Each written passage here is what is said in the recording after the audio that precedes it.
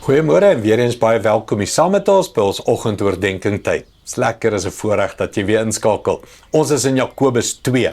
Kan ek net sê Jakobus 2 gaan sien, seker een van die rofste, challengingste hoofstukke in die Bybel. Hy daag ons uit om daders te wees van die woord en na ons harte kyk en ons bedoelings en ons motiewe te kyk, opreg te kyk wie en wat ons is. Hoor net vandag se woorde weer. Jakobus 2 vanaf vers 10 en 11. Hy sê: Julle weet mos, iemand wat al die gebooie onderhou, behalwe een, is net so skuldig as iemand wat al die gebooie oortree.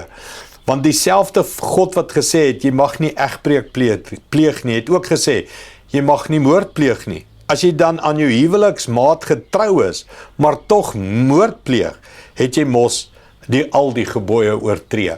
So, die beginsel hier is, hy praat oor ons wat so maklik judge, ander teen ander praat, diskrimineer, so maklik maak asof ons baie keer beter is as ander. En Jakobus kom en hy sê, hoorie, as jy een wet breek, breek jy almal, en dis ons almal. Dadelik, kom ons begin daar, dis ons almal. Hy gebruik hier egbreek en moord, en jy sê dalk, wel ek het nog nooit iemand vermoor nie, wel ek het nog nooit iemand egbreek gepleeg, my vrou verneek of iets soos dit nie. Easy vraag, het jy al begeer? Het jy al 'n huis bekar, mooi iets begeer? Het jy al groter salaris begeer? Het jy al gejok? Het jy al 'n leuen versprei? Het jy al insecure gevoel in 'n gesprek en 'n wit leentjie vertel om beter te voel oor jouself, om meer te maak asof jy belangriker is as wat jy is? En so kan ek aanhou.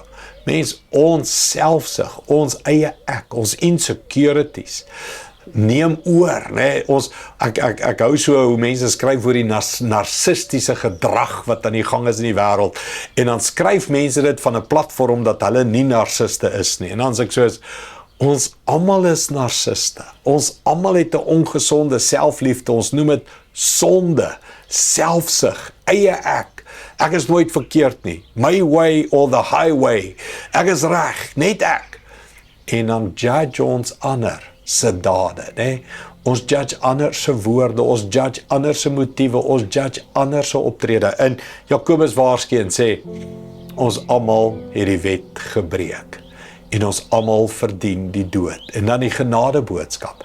En dis waarom Jesus op die kruis vir ons almal gesterf het. Dis waarom ons almal tot bekering moet kom. Dis waarom ons almal Jesus moet aanneem. Kan ek jou smeek, leef met meer genade? Meer genade teenoor jouself, ja, maar ook meer genade teenoor jou medemens.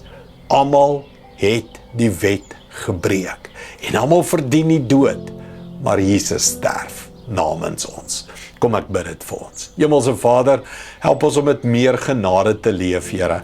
Help ons om meer gracious te wees teenoor ander se foute. En Here, maak ons oë oop vir ons eie foute en laat ons met eerlikheid sal leef ook oor ons tekortkominge, Here. En dan sal ons meer genadig wees teenoor ander se. Maar die waarheid bly, ons almal het gesondig. En dit ontbreek ons aan die heerlikheid. En die loon van die sonde is die dood. En dankie Jesus dat U vir ons, namens ons op die kruis gesterf het. Dankie daarvoor, Here, in Jesus naam. Amen. Ek hoop jy het Jesus aangeneem. Ek glo jy het Jesus aangeneem. Leef in sy genade. Goed gaan, sien jou weer môre. Trots geborg deur Evergreen Turf.